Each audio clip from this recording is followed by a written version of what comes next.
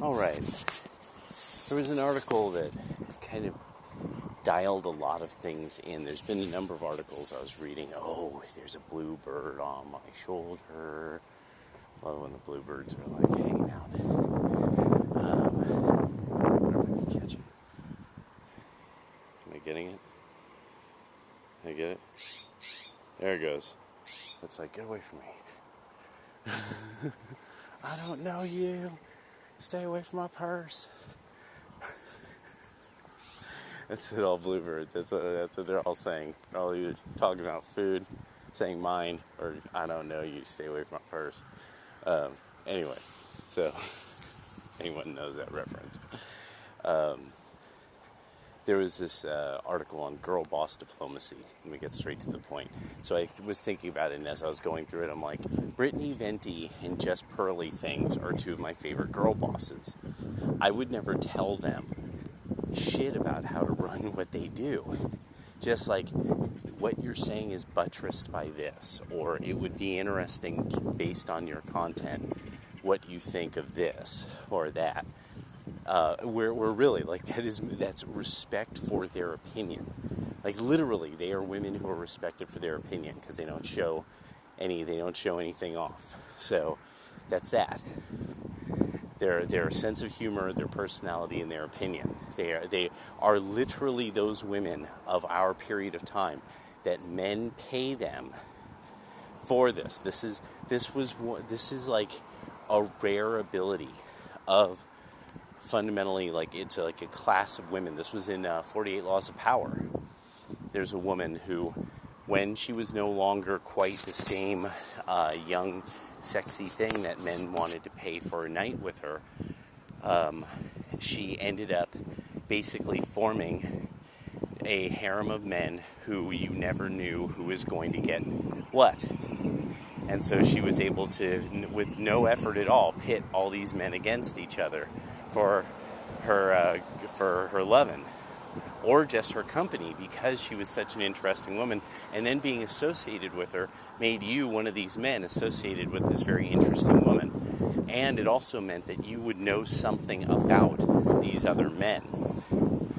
Big thing there too, as far as status and sexual market value and stuff. I'd have to look up who this woman was again. I bet the people who've read 48 Laws of Power can even remember. This is like, we're way in there now. This is way into the late 30s of Power.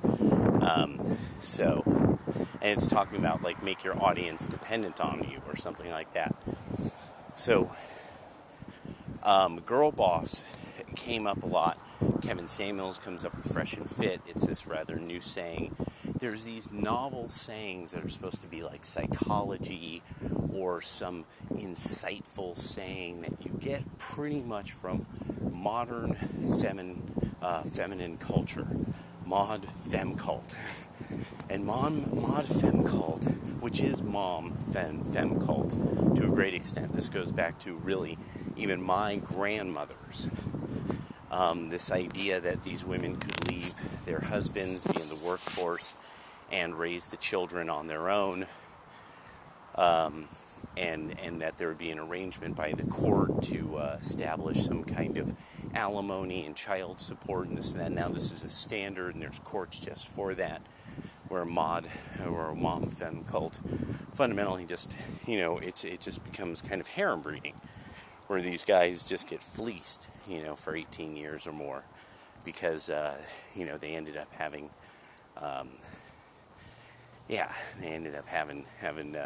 a crazy girlfriend, crazy ex-girlfriend, crazy ex-baby mama, baby mama who could not understand, and this is then modern femme cult. And this really came up when I started to see things again about, White Lives Matter shirts and then blackness. Black women can't name almost any musicians outside of their lifetime. And even worse, it becomes black authors, black musicians outside of their lifetime. Like, who would be, like, top 10 most influential black people within, like, say, the last 50, 60 years in music? They would not be able to name. They would never say, like, Will Smith. They would never say that. even though he was one of the most influential music acts on the planet in the last 56 years. He might not be in the top 10, but he's way up there, you know. Beyonce Knowles would definitely have to be, just simply because, I mean, there's so many knockoffs of Beyonce Knowles at one or another era of her career. But I mean, almost none of these women would probably say James Brown. Probably no one would say Bobby Bird, you know. Which is black culture. Like, if you even think of blackness, if you think of black power, you can't not know something about James Brown. Like, he is directly associated with the very idea of black power. His music is played. If you see anything showing black power, and it's either Sly and the Family Stone, which no black women would probably ever say. That no young black women, I mean, you probably couldn't get a black woman under the age of 40 to say, like, oh yeah, Sly and the Family Stone, easily one of the most influential groups in black American music in the last, like, 40 years, you know. Yeah, definitely, you know. Would they even know Parliament Funkadelic? Or just Parliament? Not even Parliament Funkadelic, but Parliament and its various iterations. Because Parliament started as, like, goes so far back, it did doo-wop. Somebody was telling me, they go, no, their origins were all the way back in, like, when doo-wop was, like, getting wound up, you know. I'm like, wow, oh, really? And I was like, okay, you know. And it was because this guy was from there. White dude from the city where they're from. So it's really that it was real culture. He knew about the culture of where he's from. He knew about this group that is where he's from and established the music of where he's from, the music he grew up on, the music his grandfather listened to, the music of his father that he listened to. And that somebody like Prince to him was not a weird act or even wild and crazy, because that there was a scene that was all in where he lived. And I just think about, you know, like, things like that, like where people don't consider how Ohio was one of these places that was a center of black American soul music and funk music development. And nobody wants to act like nobody seems to understand this. It's like LA and New York are the only cities that ever existed. Detroit once did, but now it's an ancient legend. And then there's Chicago, which nobody just wants to discuss, which of course then it becomes that of the import of Chicago to black American history. And so it becomes this thing of, okay, just look at photos of black people in the 40s and 50s. Just look at photos of normal black Americans doing normal things. And you'll see, oh, they look like they're dressed up in fancy clothes. Those are normal clothes. And so then the thing is, because all of this are high standards, and girl boss is now this norm, and that for 2 generations, we've had women in not just the workforce as a whole, which has been true since the colonial days. So since Europeans arrived here and established anything, there's been women actively in the workforce and owning businesses, like not just in the workforce, but owning the means of production. So you end up getting this mythology of, okay, so the girl boss is this brand new thing none of y'all ever heard of. It's like the African Twist by Eddie Palmieri. When that happened, no one had ever, what? This isn't just a twist. This is the African twist. See, so this isn't just women doing stuff. It's women doing stuff, and or something, and we're gonna get buzz. So, and it gets buzz. It doesn't make a product. It doesn't provide a service. It gets buzz. That is what feminism, pretty much Marxism, socialism, that's what they got. They got buzz, but and it just gets even weirder when it's like, yeah, buzz, like when you're intoxicated. Buzz, like what pests do. so the girl boss thing, nobody understands this. There's so many men that there's this world of like women who are like, you don't understand. It's like, we don't understand because you're making up a word for something that doesn't exist. What it is that you don't want, you're trying to figure out how to not work hard, but get the status of a hardworking woman by saying you're a girl boss. And maybe you have an Amazon store or something like that, which it's like, yeah, dope, So like generations of women before you that would go into the double digits of generations, you own your own business in the United States of America. One of the most common possible things in the United States of America being our basis from all these peoples who had some history in sea trading. And do you not understand that what you're exceedingly normal is what it is? And so just more and more, and it's starting to reflect is, okay, the thing that the reason the right will win is because the demographic pyramid, the inverted demographic pyramid is everything. Everyone's getting older on average in the United States. We do not have so many children, or such an influx of children, that's turning the demographic pyramid around. This is across the modern world. And there's no way back from this. What it means is that the entire economy all economies will have to accommodate a larger bunch of old people than there are young people in the world economies as a whole. Only violation of this is in various countries of the Ummah, where they seem to have been wise enough to have kids and love their mommies. They like their family, love their mommies, and have kids, and so they are ending up looking a little bit better, but they too are having, in various countries, the inverted pyramid, because the baby boom was the baby boom is the baby boom. This is going to determine everything, though. How all military decisions, everything. So the girl boss generation, what this means is the older tend to have more experience, accumulated wealth, and therefore also by sheer numbers, voting power. They would vote more in their interests of their generation, with the knowledge of their generation, for the interests of their generation. So the inverted pyramid means the older people will vote for older people things. This is fundamentally not bad. Older people want stability.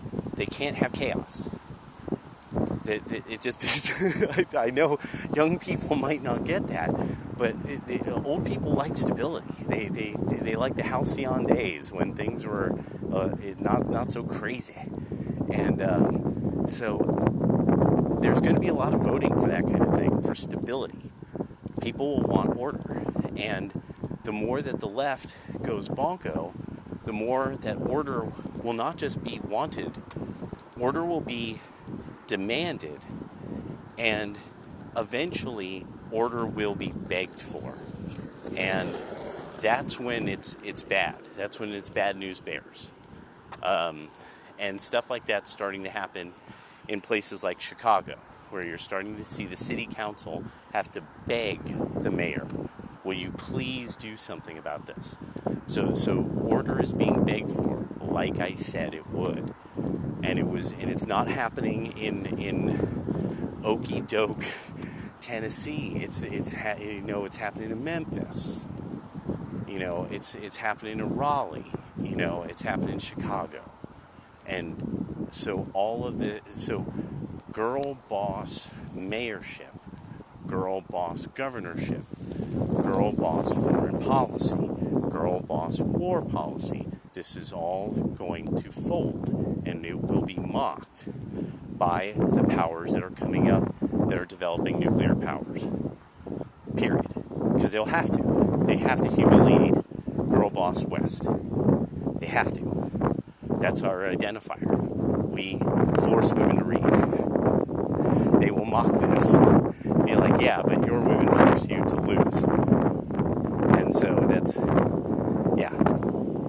And so enjoy it, and just, it didn't have to be this way. That's the beauty of it. You didn't have to lose this hard. I don't get it.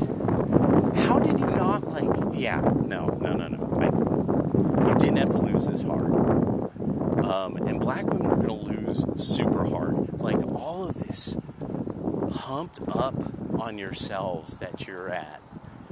And just, it's going to be so bad. Oh, it's going to be so bad as the fucking purse strings get tighter. And there's all these people that you're not getting. There's a lot of wealthy people out there that they're like, no, I don't, I'm wealthy. I see how central bank digital currency could keep me wealthy, and I could also see how someone could hit a switch and cartel me out of existence because there's a rumor I said something about a protected class. So this idea of just forcing people into be good men. Just be good. Just be good. Just be a good man. I'll give you your snacky treats, So it's going to be bad. You're going to see a world that's going to get much more openly mean. And mean, like, they'll say, this is what you want. We don't want that. You're trying to do this to get it rather than getting us to agree to a compromise. Now we're going to whoop your ass. And things like this will be said in public. Now we're going to leave nothing standing until our horses can ride over what was left of your political agenda and not toss up a stone. This is the attitude that is going to be taken by parties, that it's going to be like, no, not only is there no compromise, we have to utterly trounce and humiliate and set fire to everything in your that you want politically. It has to be completely nuked from orbit, and then we drop some mecha units down to just stomp on it, to stomp everything. We just go full Fallout 4, on you, no bunkers. Send down some troops into those things. Nope. So, and there is an underestimation consistently of the right. They are considered podunks, idiots. And you didn't know that there's like a lot of people that they just are very moderate people, but they skew rightward on a lot of things. And you underestimated their numbers and how much offense they would take to the way you think of them. So, and really a big that's another one. The girl boss thing. I have all the blackness, you don't understand it. Magic blackness of Black VJ. The underestimation of the opponent. There's a certain point at which it's beyond bad strategy, that it's considered really like you're trying to disrespect the opponent. So not even that you're trying to shake the opponent up, but it's that you show a type of disrespect for the opponent that it shows you really might not understand them. And this can be observed from the third party, like a third party will sometimes see this. When you see a fight, see it build up, and you're sitting there thinking, I think this person is underestimating their opponent or something, or overestimating themselves.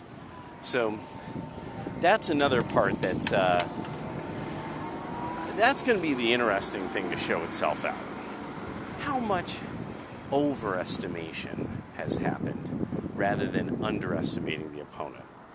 So, talk to you guys later.